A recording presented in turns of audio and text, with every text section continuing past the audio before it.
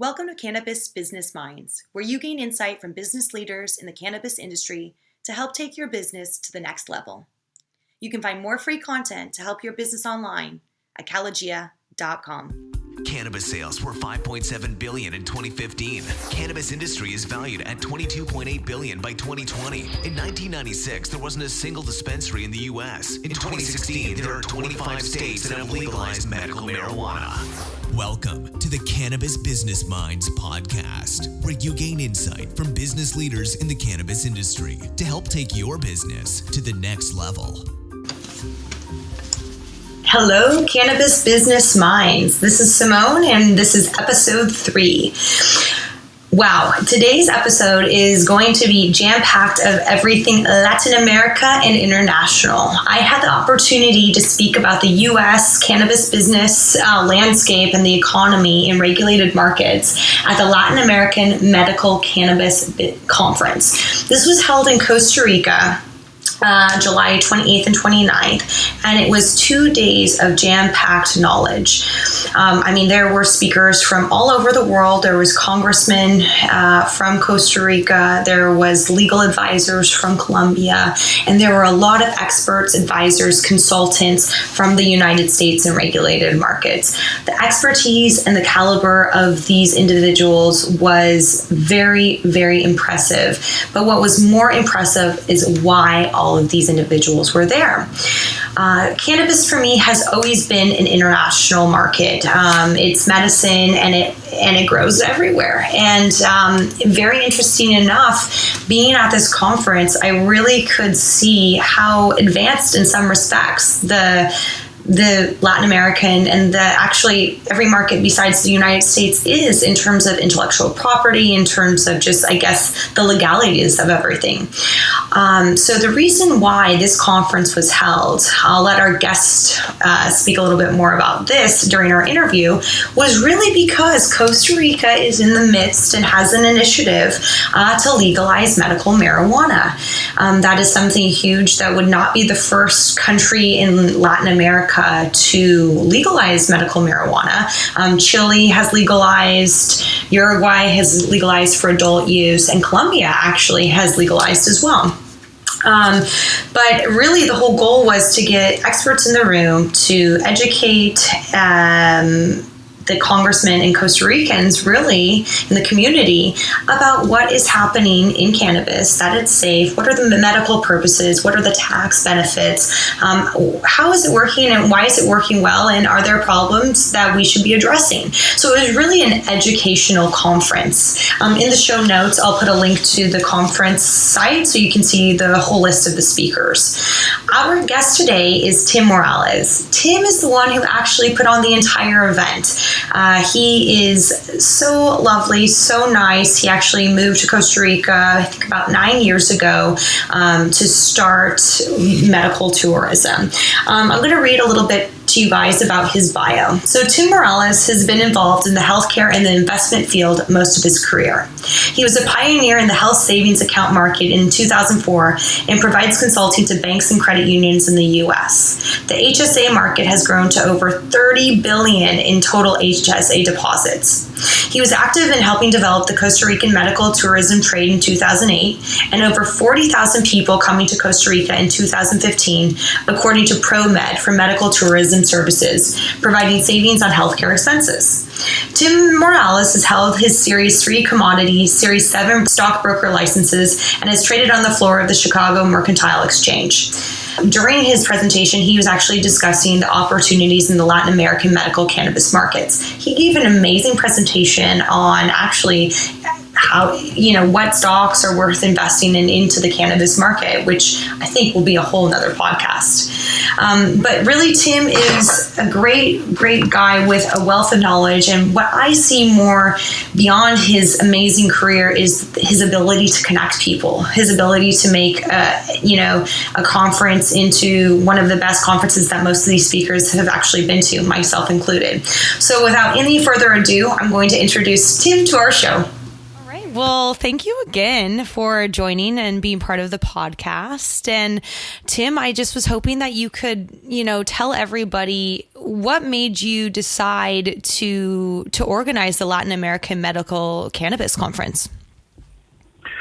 Well, it goes back about a year ago. I was following occasional stories in newspapers and in social media about some legislation that they were trying to get passed in Costa Rica, and I contacted someone and asked them what was going on, and they had mentioned that there was some senators wishing to go to Denver, and so I asked to be introduced to one of the senators so I could confirm this story, and it turned out that there was interest.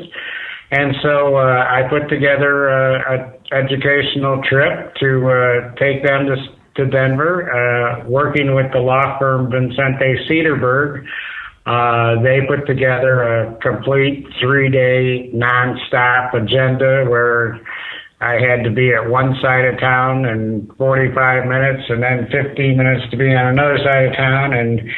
And then, so it was just go, go, go. And then, of course, the senators wanted to, see downtown and things at night. So it was a packed 3 or 4 days.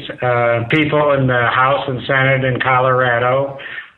We went to a number of grows and dispensaries, extraction firms, edible companies. And so, for the 3 or 4 days that we were there, we really packed it in, and I actually believe that it turned some of the votes around. These people were not all for it as when they signed up to go. But once they saw the industry, the size of a grow, what dispensaries look like, things like that, they could see right away that this is more than the medical aspect of the cannabis industry is a complete industry, and it's only going to grow, and it's going to be beneficial for Costa Rica. So, as you saw at the conference, the senator who actually introduced the bill and wrote the bill for the last year and a half made that announcement that he had received a phone call that the bill will be called in August. And, of course, if the bill is called, we have the votes behind it. And so we're looking forward to moving forward with this bill. Yeah. And so then how does it work? I mean, so if this bill is called into place in August, we've got the votes, then what would be the next steps? Is it then really determining the regulation, et cetera? Or, I mean, this is 2016. When do you think in Costa Rica there could be assuming that all of this passes, some form of regulation? Well, I think the regulations will be moving forward as the bill goes forward. But the first part of the bill, there's a committee that would be formed of Costa Ricans to oversee the project, working with the Ministry of Health. So this would probably be one of the first things done, and then putting together the rules and regulations, just as, in any state, the same thing would need to be done down here. And I actually could see if this bill moved fast, when a bill is called in August, and there's any objections to the bill, when the president can call bills in August and override the objections. And that was the important thing about this bill. And so when that's done, I believe that we might see maybe 9 months to a year till medical cannabis would be available. Oh, wow. That's so exciting. One of the things, just like being a participant in that conference and then just getting to talk to people, and then also just the Costa Ricans that weren't in the conference, for me, it seemed that a big issue that might not even be, at the government level is really how do you change the perception of a lot of the Costa Ricans on the benefits of medical cannabis? I mean, I know that you have the Cannabis Industry Association. Is that one of the goals for the association? Education is the key in any movement on the medical cannabis side, whether it's in Illinois, Wisconsin, or Chile, Colombia, Costa Rica. And so we hope to put together, quality information, educational information for people so that they can learn the benefits. For an example, one of the people that were kind of fighting the bill, I always said, I wonder if the parents have arthritis or something. We could. Yeah. I would love to get some cream to the grandmother and have her say, "Oh my gosh, look at my hands. This really works."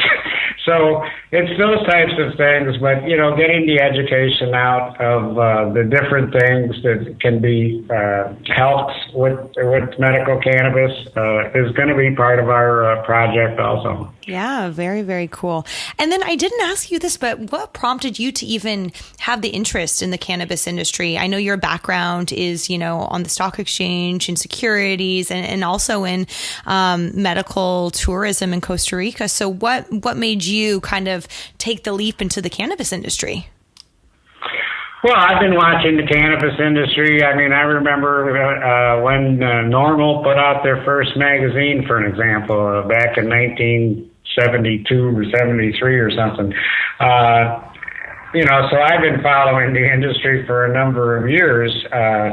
But as I went to Denver a couple of years ago when the bill was first passed over there. I had to go to Utah for a meeting, so I flew to Denver for a weekend to have a friend take me around, tell me what was going on, show me areas that were being redeveloped because of the expansion. He explained to me about all the trades, carpenters, plumbers, electricians, all were working and, they had more work than they knew what to do with, and it was because of the industry. We got involved with the government down here 9 years ago, helping them set up the medical tourism industry, and it was the same thing. We worked with an organization called ProMed. They were also involved in our Latin American Medical Cannabis Conference. What ProMed does is make sure that people that are involved in offering medical tourism in Costa Rica will get themselves accredited by an international accreditation firm, whether it's a dental clinic or a small ambulatory surgery center or a medical clinic. There's a number of those organizations. One is called Triple AHC. Another one is Quad AFS. Hospitals around the world are accredited by JCI. And so working in the medical tourism industry in Costa Rica for over 8 years, we know that, and also following the cannabis market, I think it's a no-brainer to not only be able to provide medical cannabis to the citizens of Costa Rica and help cut down costs for what is called their Social Security or Caja, which is their health systems down in Costa Rica, but it'll also be an ideal thing for people to come to Costa Rica, and we are going to offer reciprocal agreements with medical cards. In the U.S., for an example, Nevada is the only state that has seen to have that as a benefit. But if you're taking medical cannabis in another state, Nevada is the only place currently you can go on vacation and know when you get off the plane you'll be able to get your prescription. Other than that, there's no trips. There's no, you can't go anywhere because you can't travel because of the different rules on, carrying cannabis on a plane or train or car or whatever. In Costa Rica, we plan on respecting those cards, and if people want to come to Costa Rica on a family vacation or some kind of trip down here, as the dispensaries open, they will honor your cards. So There's so many benefits to Costa Rica by offering medical. Oh, absolutely. Sorry, go ahead. Oh, go ahead. I'm sorry. Well, I think it's huge. I mean, if you can add in the fact that people can come to Costa Rica and have maybe a different medical procedure as well, but then also are using cannabis in the United States and being able to have a supply of cannabis there. I mean, it's fundamental. Like you mentioned, there's hardly any places that offer that. So it's a huge win. And I can't believe how much really my take of this conference was that, the speakers were fantastic. There was a lot of input from what's happening in regulated markets, but hearing some of, the stories from the representatives from Colombia, and then also seeing the government attend the event and then having a congressman at your conference for 2 full days. This is something that the United States, that we really in each of the states really don't have a lot of support from the government. How do you think that they perceived the conference? Well, first of all, I am just humbled and shocked that the senators participated in this conference. And like you just said, Senator Atencio was there for 2 full days. Senator Alfaro was there as much as he possibly could. And he's vice president of the Congress. And when he had to leave, he was apologetic. And I was like, I understand you have other things to do, but the support of those people was huge. And they also told me that not only did they feel so comfortable of having leading experts that want to help and assist with me going forward, was huge. And they also said that it was the educational benefit of the conference was also a good thing that helped get this across the goal line. So I'm very proud of the speakers like yourself. I thought you were one of the best speakers that we had. Oh, thank you.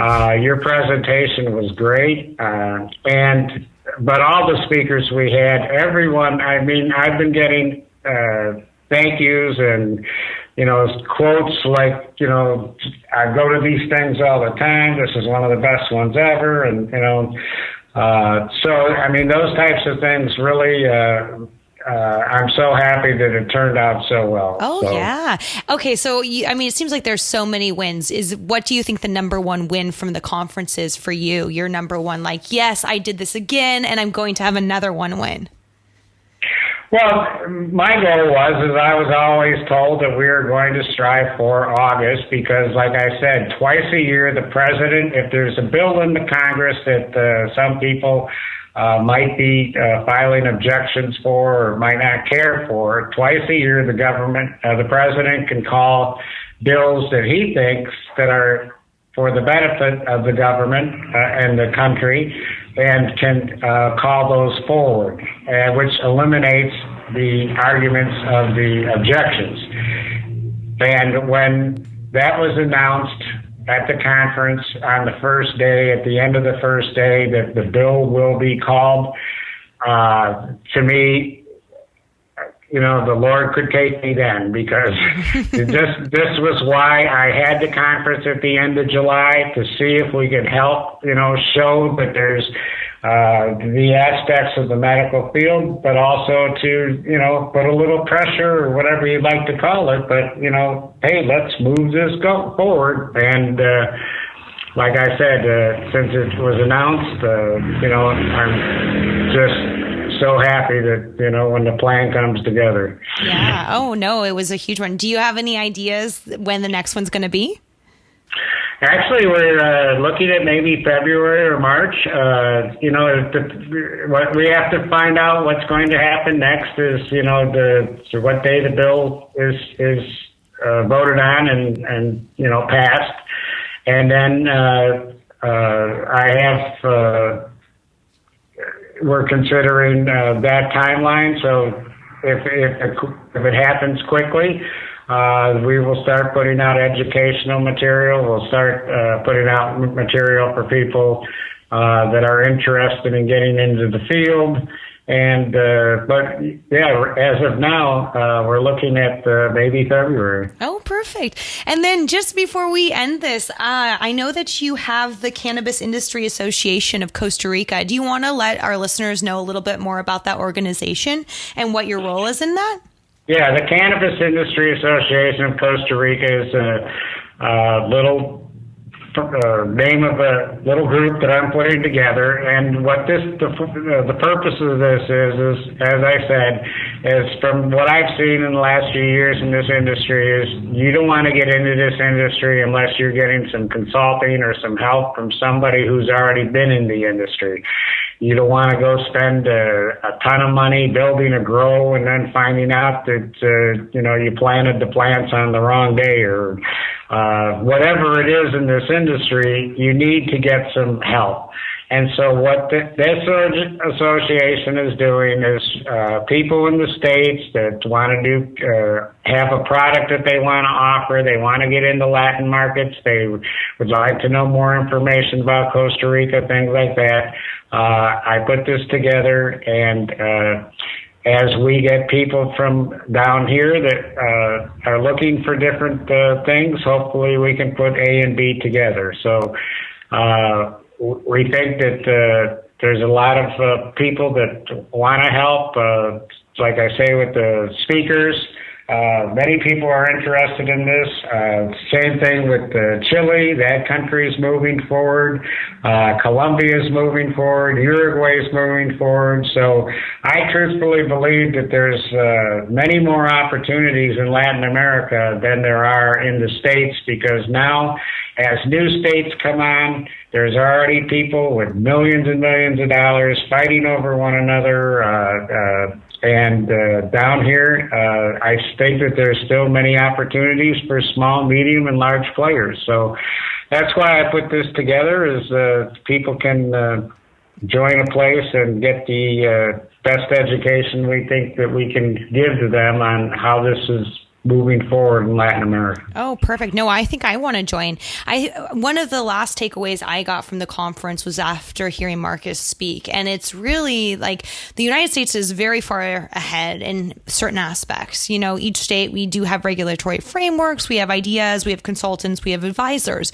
But I think because of its Schedule 1, classification, that it's still federally illegal from an intellectual property standpoint internationally, we're way far behind. And with the support of these countries that have legalized for medical purposes, like Colombia, like Uruguay, Chile, etc., and what Marcus was mentioning, patenting certain strain names, I mean, that is so significant. And I agree with you. I think that Latin America, also because of its climate and because of the support from the government, could be very well ahead of the United States soon.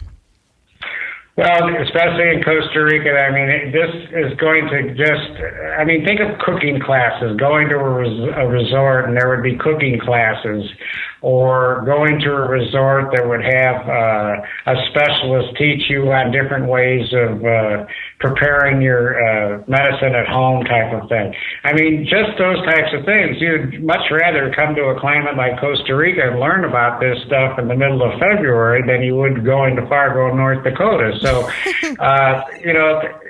Costa Rica is made for this kind of climate, and I do believe that this industry is not only going to bring thousands of jobs, but the benefits of the medical cannabis to the people. I have a person who lives in this town, and he hawks tourists. They walk by, would you like to go see birds? Would you like to go fishing? One of those types of guys. But last year, he had skin cancer, and last year he had to go to the local clinic 51 times to get something removed. A Canadian doctor brought him a bottle of CBD oil, just the plain CBD oil, and he's been using that. And so far this year, he has not gone to the doctor once. Oh, wow. And he puts the oil on there, and his spots go away. Well, I mean, think of him times 1,000 people, 2,000 people. That's less drag on the system. It's working for him, and these are the types of stories that we've heard on over and over that are happening in the U.S. and now that soon they'll be able to happen down here. Absolutely. Okay, Tim, if anyone wants to get a hold of you, how should they contact you? Where can they find information about your future conferences? Can you give a little bit of info to our listeners? Sure. Our website is ciacr.com. Pretty easy to remember. And you can go there and email us and sign up for information. And if you'd like to join us, like I say, you'll be getting the top information of what's going on in Latin America as we move forward. So if there's anything with questions or something, and of course, I'll be more than happy to answer them individually. All right. Thank you. My email address is ciacr00@gmail.com. Perfect. And I'll put it in the show notes as well. Thank you so much for doing the interview. Pura vida. Pura vida. Thank you for joining me today. If you haven't already, head on over to calagia.com to connect with me and meet other business leaders in the cannabis community. Add the Cannabis Business Minds podcast to your favorite RSS feed or iTunes and check back frequently because we're going to be trying to put these podcasts out on a weekly basis. And if you really want to, follow us on Twitter, Facebook, and Instagram. And our handle is @thecalagia. And Calagia, just in case you don't know, is spelled Kalogia. Thank you and have a great day.